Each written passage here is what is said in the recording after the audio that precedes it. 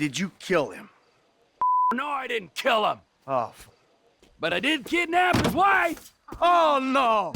Oh, shit. The fuck did you do? I just told you what I just did.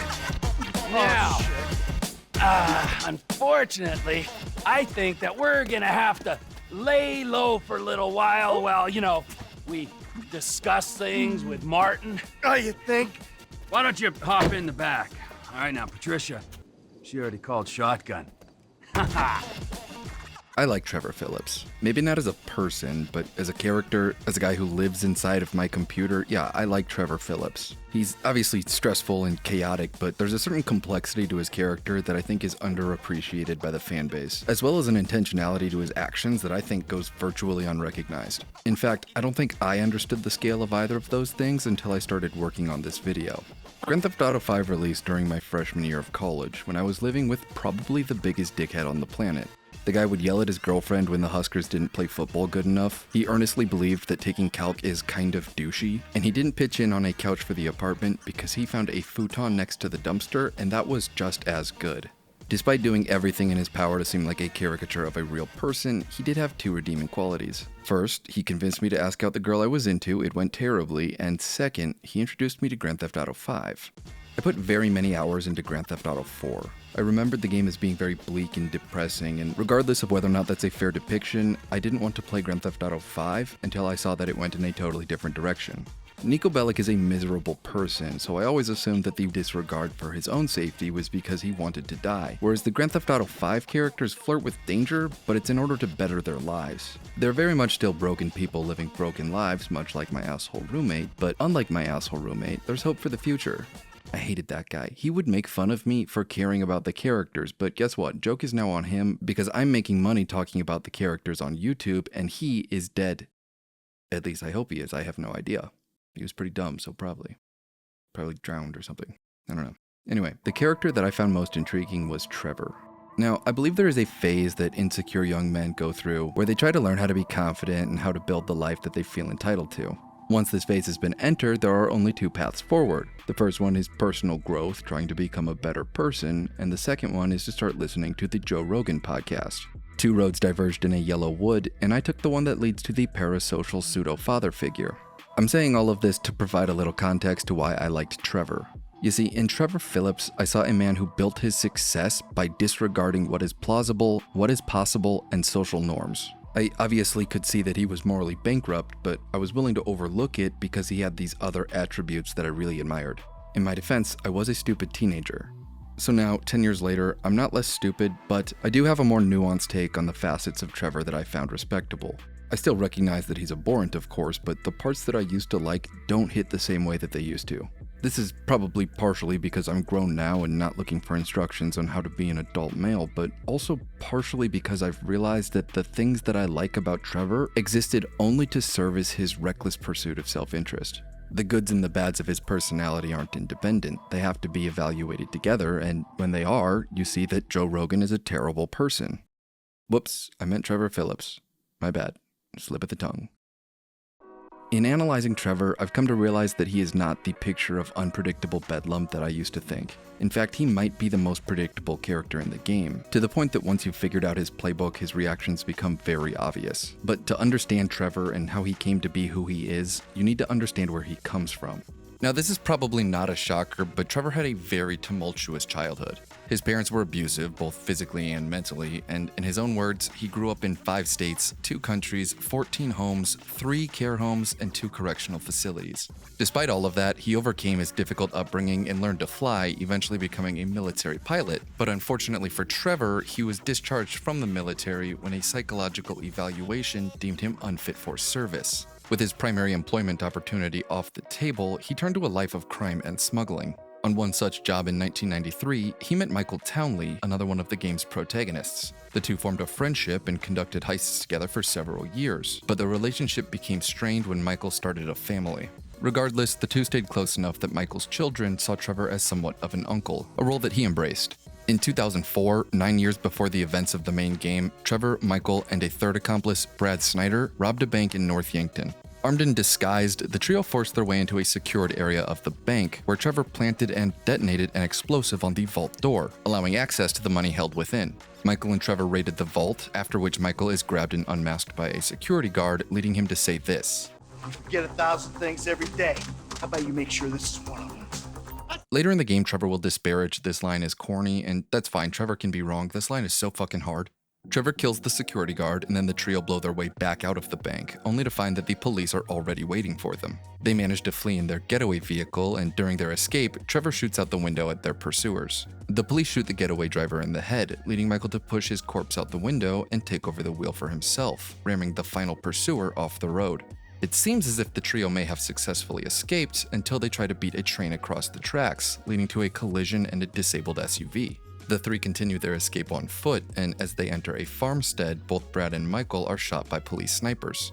Michael insists that Trevor escape alone. Trevor initially refuses until he sees that Michael is serious, at which point he flees into the fog, ending the prologue. At this point, we've completed only one mission, but we've learned a ton about who Trevor is. We see that he's aggressive and violent. Open the door! They'll get worse than hurt! Hey! Come on! Finally! Don't do anything! We see that he's excitable, even when others are focused. There's enough here for us all to enjoy. Depends on how you look at it. We see his flippant reaction to shooting the security guard. You didn't have to do that! Let's get going! There'll be time for grieving later! Yeah, you got that right. Move! We see him angrily tell the getaway driver to shut the fuck up, and we see him cavalierly bust out the SUV window to shoot at the police. We see that he's a quick thinker, suggesting a better route to the chopper after the SUV crash, and immediately realizing that the group was compromised after Brad was shot. We also see that he deeply cares about Michael. In just the first 10 minutes of the game, we see that Trevor is an abrasive, violent, and impulsive man, and the rest of the game won't change that perception, but it will flesh out the remaining aspects of Trevor's personality. For example, Trevor is very witty and very sarcastic, almost as witty as myself, though to be fair, he does have a team of professional writers behind him, meaning I do have a slight advantage. Regardless, if you poll a group of players regarding who the funniest protagonist is, I'm confident that Trevor will be the overwhelming favorite. So confident that I wrote this part of the script before I posted the poll on my community tab that you can see on screen right now, so take that for data. I'm also reasonably confident that everyone who marked Franklin didn't understand the point of the question because, while Franklin is obviously hilarious, the humor usually comes from the fact that Franklin is very serious, and what I'm getting at with this whole point is that Trevor is charismatic, at least partially because he makes funny jokes. I'm gonna correct this misunderstanding and count all of these votes for Trevor. Also, anyone who marked Michael has never actually experienced humor, just read about the concept online, so I'll be counting those too. Trevor wins with 100% of the vote, except for this guy. Anyway, here's a quick supercut of a few of my favorite Trevorisms. Yeah, fuck you, you high and mighty weasel! Wait, I heard you was off smoking meth somewhere. No, not somewhere here. He's gonna smoke meth here.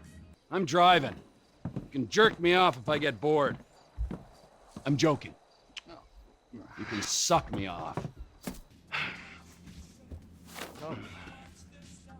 Mine ain't nothing special. Look, this is all I've got, all right? I had a tough upbringing. My daddy was not nice to me, okay? And look, Deborah, I love you, and I love you too, Floyd. Why can't we all just be together, huh? You can have Mondays through Thursdays. You can have the weekends, all right? I know that's not normal, but in this crazy, crazy world, is normal so good, huh? Look, Deborah, Floyd, will you marry me? Trevor's also smart, very smart, both in terms of intelligence and, for lack of a better term, worldliness. He plans sophisticated heists and establishes a criminal empire, but he also earnestly encourages a torture victim to pursue anti-torture activism. If you can ignore the fact that it was Trevor himself who tortured the guy, it's a very elegant thing to do. He talks about his criminal organization, Trevor Philips Enterprise, using the business jargon that anyone in a corporate job is painfully familiar with, and he expresses passionate rage over the existence of, quote, post-ironic hipsters. He's a pilot, which implies a certain level of intelligence in its own right, but further, he was a military pilot, implying that he was an officer and is a 4-year degree holder. He's also street smart to the point that it's almost a sixth sense, recognizing when Franklin and Lamar are being ripped off, recognizing that the presence of police snipers after the failed bank robbery implied that someone in their circle was an informant, and eventually realizing the truth about who was buried in Michael's grave after he faked his own death. Beyond being funny and intelligent, Trevor is, under certain circumstances, a caring and vulnerable person, at least in his own way. He embraces Michael's children and his role as Uncle Trevor. When Michael's shot, he refuses to abandon him. Multiple times throughout the game, he mentions the fact that in the aftermath of the bank robbery from the prologue, he mourned Michael, presuming him to be dead. After kidnapping Patricia Madrazo, he develops a deep connection with her, and while it could certainly be argued that she participated only as a matter of self-preservation, one could also take the perspective that the two were engaged in an emotional affair. Regardless, when Trevor takes her home, he's emotionally devastated. And then there's Trevor's mother, who the very sight of reduces him to a childlike state. While the years of abuse certainly play a role here, based on the way that they interact and some of the things that Trevor says about his mother throughout the game, it seems as though he cares for her deeply. Long story short, Trevor is more complex than he initially appears. Now, here's an understatement. Trevor Philips is an angry man. I don't think I'll be met with any backlash for saying that. It's like his defining characteristic. He gets disproportionately angry over relatively minor inconveniences and then lashes out. If the target of his rage is lucky, that lashing out means shouting, vulgarity, and threats, and when they aren't so lucky, it's brutal violence. Broadly speaking, I think Trevor's moments of anger can be classified into one of three categories. The first category is regular anger. These are the times that Trevor is enraged by something, usually a change in his immediate environment, though sometimes it's something more substantial. His response varies based on the severity of the thing at which he is mad, but it's almost always disproportionately more severe. The second category, which I'll call strategic anger, describes situations in which Trevor reacts with anger to get his way.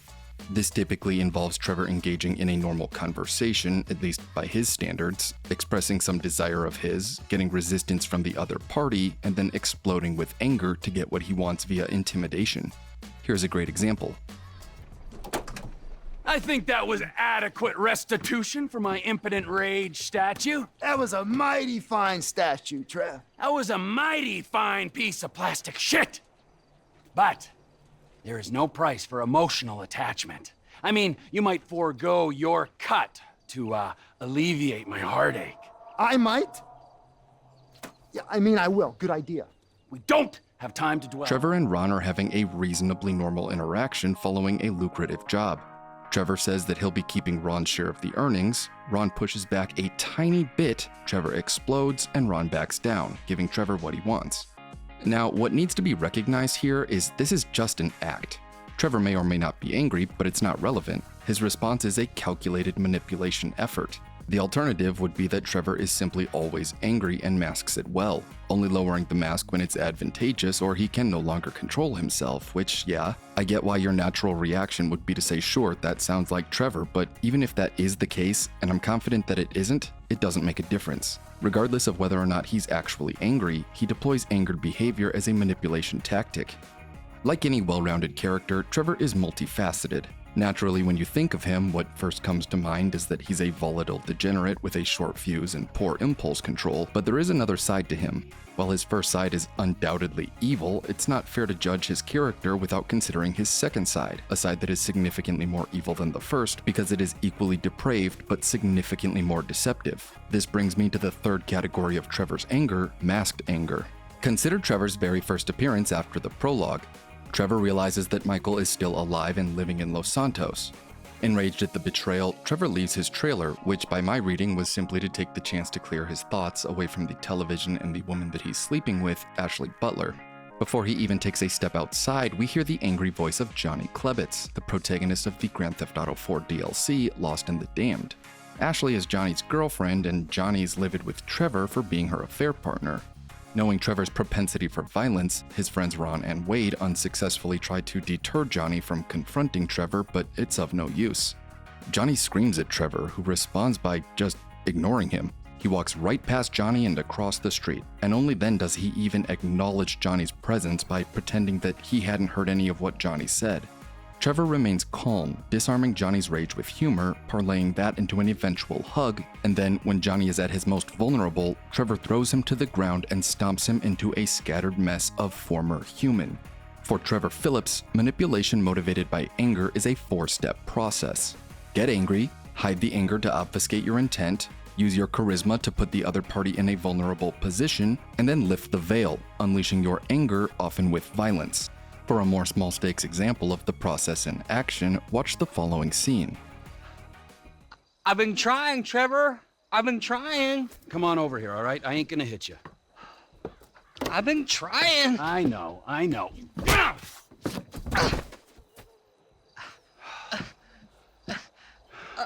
thought you said you wasn't gonna hit me.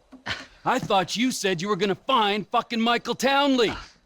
There's two Michael Townleys living in LS. One is 83 and the other one is at kindergarten. I asked the teacher to put him on the phone just to be safe, but she threatened to call the cops. I ain't no molester, Trevor. Shut up before I molest you, all right? Now, is there anything else? I looked through the phone directory.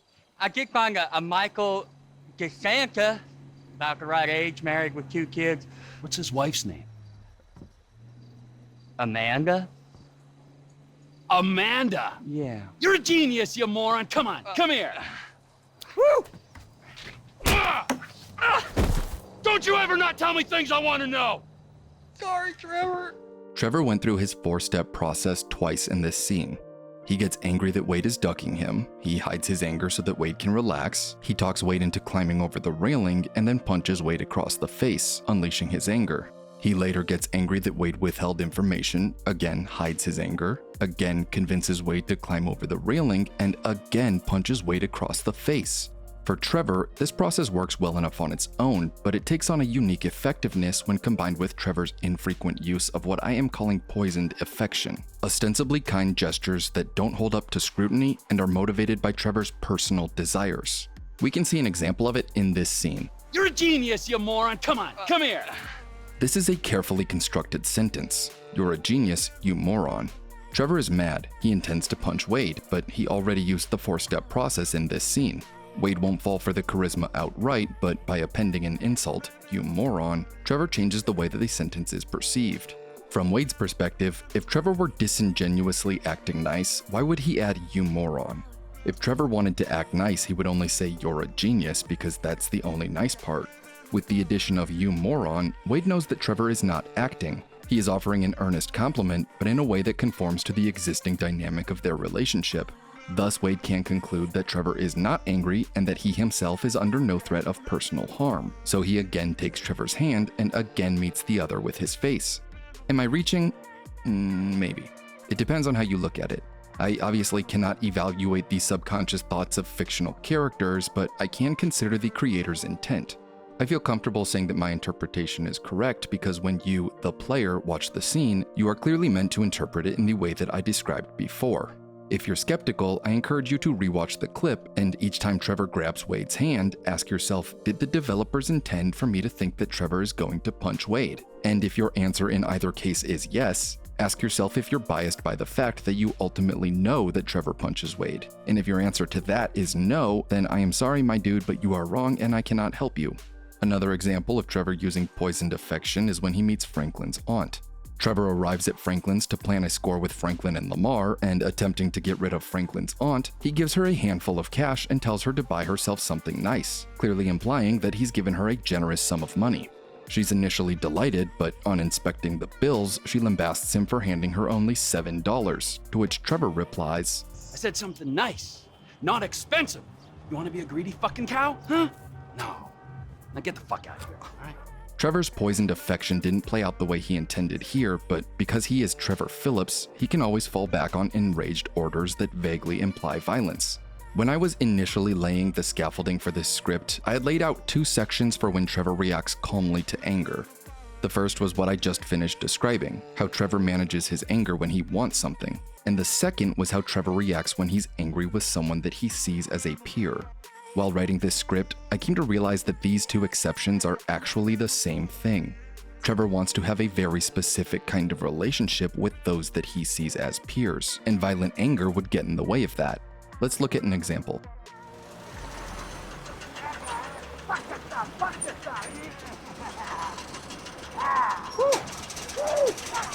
Man, you can say whatever you want about Trevor, but shit, he got it done. Yep, let's hope so. Hey, is that Lester? What? Hey, man, what the fuck you doing here? You should be in bed. Yes, I should be. I would be if certain known associates weren't busy making themselves enemies of the state. You know, the FIB, Merryweather, IAA. You can fuck with them all day long. But when you try and steal an experimental super weapon and sell it to the Chinese, you and everyone you ever knew is gonna be fucked in the ass, you fucking chumps! Hold on, man. A super weapon? The Chinese, what? What'd you think is in there? I thought he talked to you. All right, man, so what now? Well, maybe I can organize to have it taken back and found amongst the wreckage. Whoa! Holy fuck, Lester Crest! Holding on and looking good, huh? Do you have any idea what you did here? Yeah? I pulled a score. What, are you jealous because you didn't get your 20%? That thing doesn't go back, then we will all end up on every watch list in the entire planet. Watch list? So fucking what? So they don't watch, they kill. Idiot, we'll all be dead within a week. Think! All right, listen. Take the truck, take a guy, do what you gotta do. Trevor? All loaded up. Trevor? Great. Then you and the patient can take it all back. Right fucking now!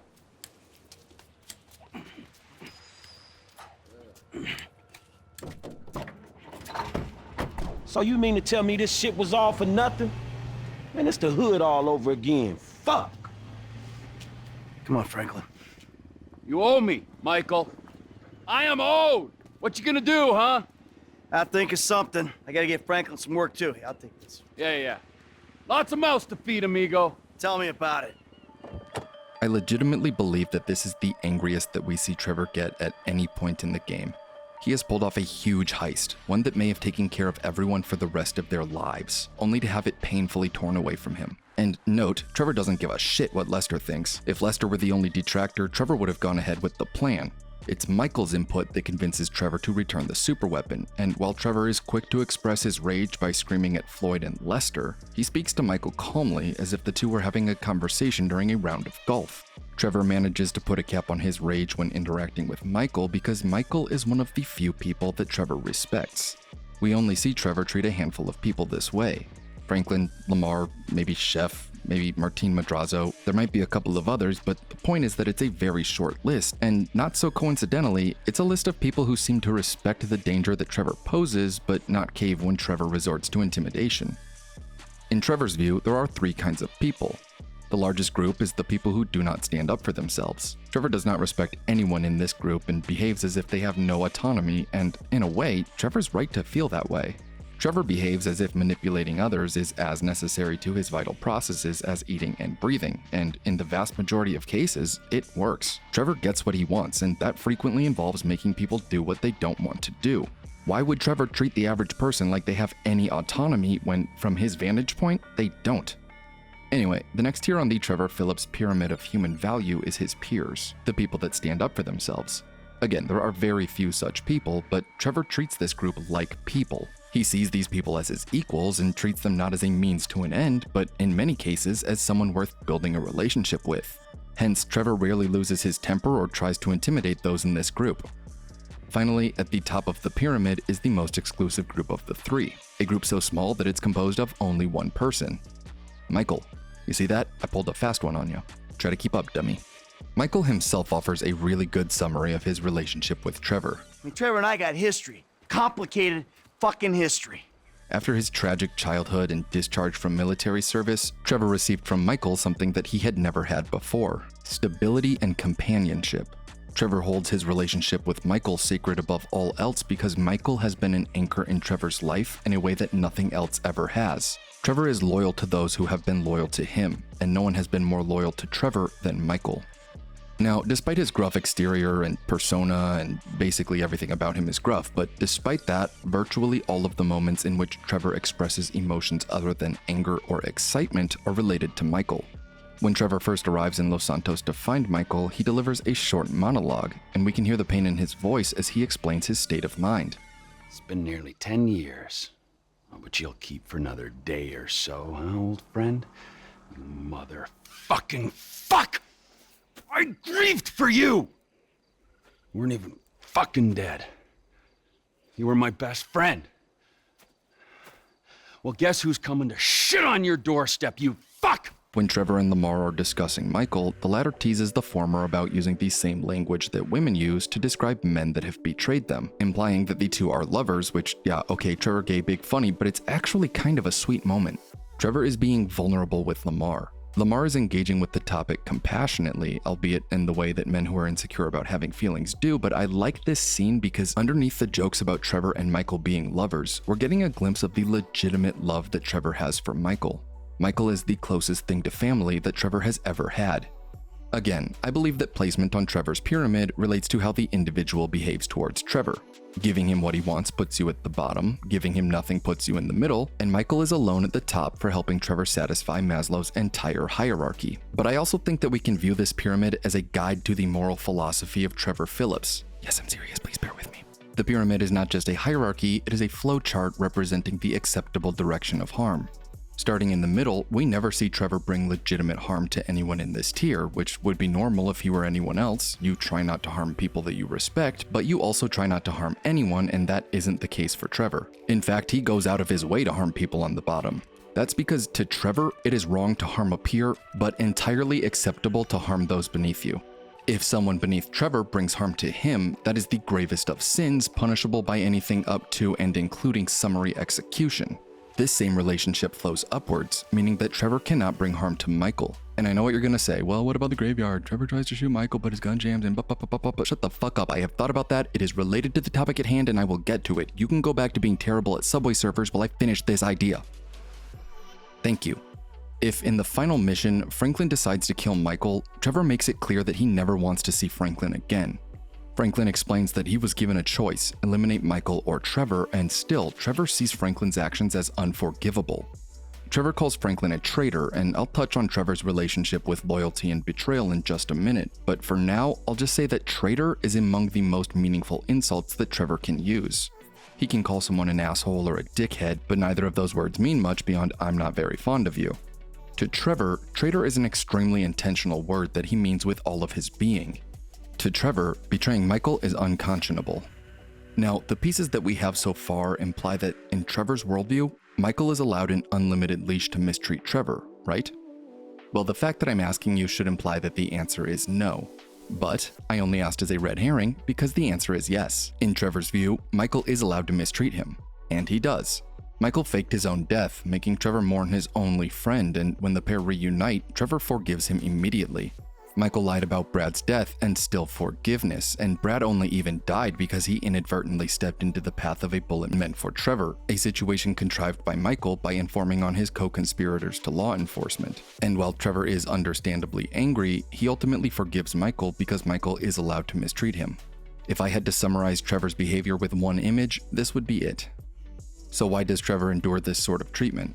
Why does Trevor continue to put Michael on a pedestal when the magnitude of the sentiment is not mutual?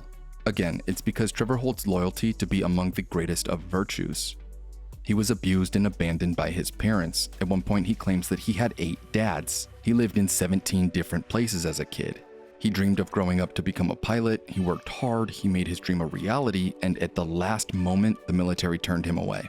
When Trevor met Michael, I imagined that in many ways, he was like a lost puppy, ready to latch onto the first thing that resembled a companion. I hope you've had your fill of Subway Surfers because we are back to the graveyard scene. You're totally not wasting your time with that game, by the way. One day you will set that high score and you'll finally be happy and know that your life was worth living, so keep it up. Anyway, the graveyard. Here's some needed context. After the prologue, a funeral is held for Michael, who, remember, was shot, but Michael is then revealed to be alive, spectating the funeral from afar. The game then cuts to the present day, things happen, the band gets back together, more things happen, and all the while, Trevor repeatedly insists that they need to break Brad out of prison. To the best of Trevor's knowledge, after Brad was shot, he was taken into custody, received the medical treatment that he needed, and then was given a lengthy prison sentence. It's unclear why Trevor believes this to be the case, but it may have something to do with the fact that, for the last 9 years, Trevor has been exchanging letters with an FIB agent posing as Brad to ensure that Trevor doesn't realize the truth. Of course, Trevor is tough to fool, and the fact that Michael is still alive after years of knowing him to be dead leads Trevor down the path of questioning other things that he knows. When Trevor and Michael eventually get into a shouting match over the nature of their relationship once Michael retires from crime, Trevor, in the heat of the moment, asks Michael a question that he's had on his mind, leading to the following exchange. Let me just ask you something, all right? Something I've been thinking about. Up in North Yankton, exactly who was buried in your place? I never gave it any thought. You know what I'm thinking? I had no clue. You treacherous piece of shit! You're fucking dead! You're fucking dead! Trevor storms out, and though he doesn't say where he's going, Michael correctly intuits his destination and gives chase, hoping to stop him. The player can choose to control either Trevor as he makes his way to his own plane or Michael en route to Los Santos International Airport, but it doesn't matter who the player picks because ultimately both characters have the same destination.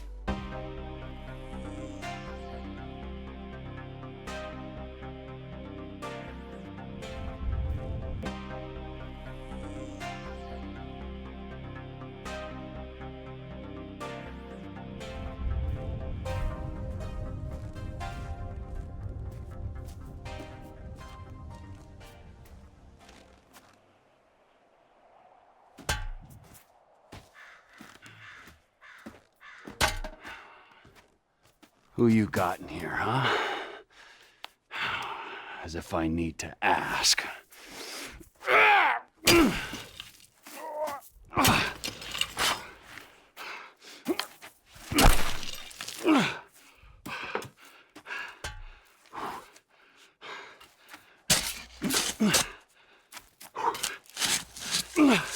Hey, you're wasting your time. Is that why you flew out here? Huh? Tell me I'm wasting my time? Go ahead, dig it up. I don't give a shit. Yeah, that's what you look like. The guy who doesn't give a shit. That's ridiculous. How long are you gonna keep lying for, Mikey, huh? When's it gonna stop? What happens in the dark comes out in the light. I'll give it a rest, Trevor. There's nothing there. This is it. Moment of truth.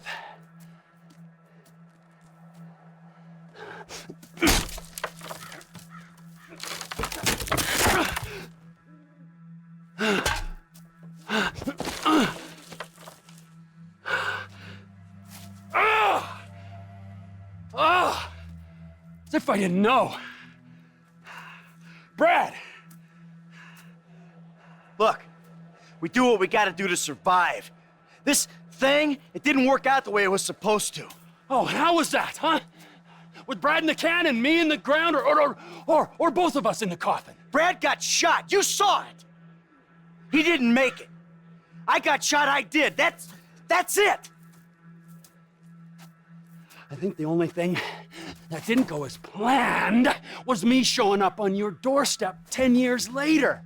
Mikey, I mourned you. And I missed you. But I got a fucking family, Trevor. We were all gonna die. He did die. You reptilian motherfucker! I didn't want it to come to this. Yes, you did! You just don't have the fucking balls to do it! But I do! I got more to lose than you. Never a truer word has been spoken, brother. Now pull the fucking trigger! You ain't got the guts. Take the fucking shot! Who is that? Fuck! Ah! Fuck! Trevor Philips! Mr. Cho has requested a word! Hey, ho ho, I'm not the guy you're looking for. Hey, how did you mean? Get the boyfriend! Boyfriend? Motherfucker. There are a few things that I think are noteworthy during the standoff. First is Trevor goading Michael into pulling the trigger. Trevor's world was just turned upside down. He wants to be dead, and again, it's okay for Michael to harm him. The second is that Trevor ultimately did pull the trigger, with Michael's life saved by the gun jamming. This seemingly contradicts the moral framework that Trevor adheres to, but there are a couple possible explanations. The first is that I am wrong about everything. I will not be considering this possibility and will be taking no questions on the topic, thank you. The second is that Trevor panicked when the third party showed up. Maybe he feared that they were police and that Michael had set him up again. Maybe he thought they were an ambush party that Michael brought with him, or maybe it was a simple fight or flight response. Regardless, I think that Trevor acting irrationally in the heat of the moment is the most reasonable explanation. However, Trevor's reverence for loyalty does provide another lens through which this moment can be viewed. For the first time ever, Trevor is experiencing being betrayed by Michael. The betrayal itself took place 9 years prior, but as far as is relevant to what I'm talking about, Trevor is experiencing the betrayal right now in the graveyard, and he's seen the physical evidence of it in the form of Brad's corpse. If Michael earned his spot at the top of Trevor's hierarchy by bringing stability, I think that it stands to reason that Michael could also lose his spot by betraying Trevor, especially in such a world-shattering fashion.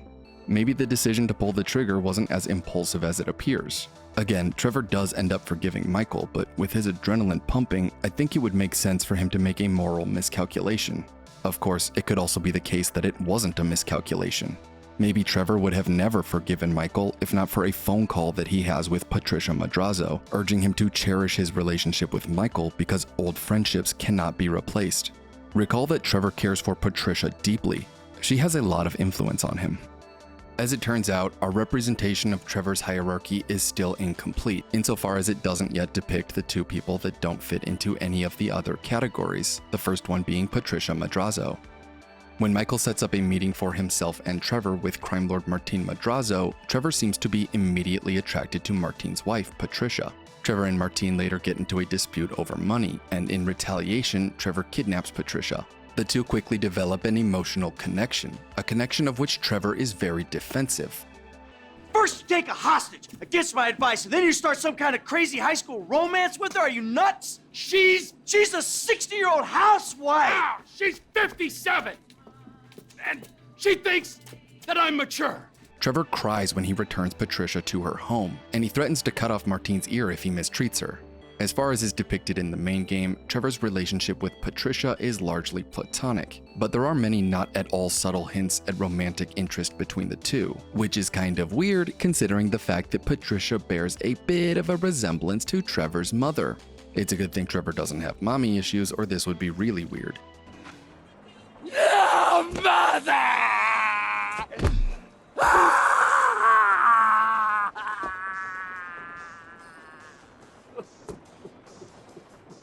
So that brings us to the last character that doesn't fit neatly into the hierarchy, Trevor's mother. She actually only appears in one cutscene, available only after completing the main story. Trevor enters his trailer and is surprised to see that his mother, who has just gotten out of prison, is waiting for him. Trevor is rendered nearly speechless, managing only feeble, stuttered responses as his mother dominates the conversation. In a span of about a minute, she admonishes him for not writing her while she was in prison and for not being married. She accuses him of being gay and of having forgotten about her. She lays on a guilt trip about having carried and weaned him and then calls him an ungrateful, wretched, sniveling sack of shit of a boy. And then she tops it off by telling him that there was always something wrong with him. Trevor has been steamrolled. The man who we have seen exercise total control over every conversation is suddenly on the other end of the stick. He drops to his knees, sobbing, and grabs her by the waist. She comforts him for a moment, but quickly loses patience, kneeing him in the face and continuing her verbal assault. On his hands and knees, all Trevor can do is ask for her forgiveness and what he can do for her. This opens the door for her to tell Trevor what she came for: pain pills, a literal truckload of them.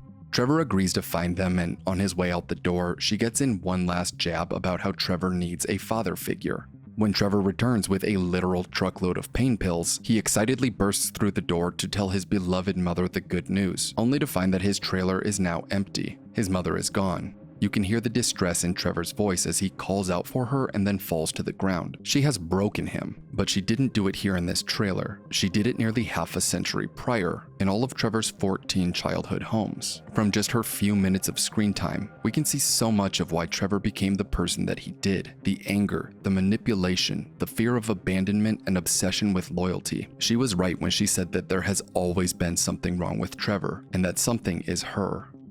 To recap and conclude, Trevor Philips is more complex than I think many fans realize. He's obviously a short-fused sadist fueled by speed and bloodlust, but he's more than just that. He's intelligent, witty, charismatic. He's capable of caring deeply for others, and still his most apparent attribute is his anger, which he wields like a cudgel. Trevor's actions are defined by hierarchy, but unlike fascists, Trevor doesn't put himself at the top. That spot is reserved for Michael. Trevor and the people that he respects go in the second tier, and everyone else goes on the bottom. Shit flows downhill, so Michael can hurt anyone, that's okay. Trevor can hurt anyone on the bottom tier, but it's wrong to hurt anyone on the same tier, and unforgivable for him or his peers to hurt Michael. While Trevor is hurt by Michael from time to time, he's ultimately forgiving because when compared to the bar set by Trevor's parents, Michael's actions are downright saintly. His domineering and abusive mother is present in only one scene, just long enough to humiliate and dismantle Trevor before abandoning him once again. Her abuse has left a lasting mark on Trevor's personality, to the point that he develops a romantic interest in Patricia Madrazo while simultaneously treating her as a stand-in mother. To understand who Trevor Philips is, one needs look no further than at Mrs. Phillips. Thank you for coming to my TED Talk.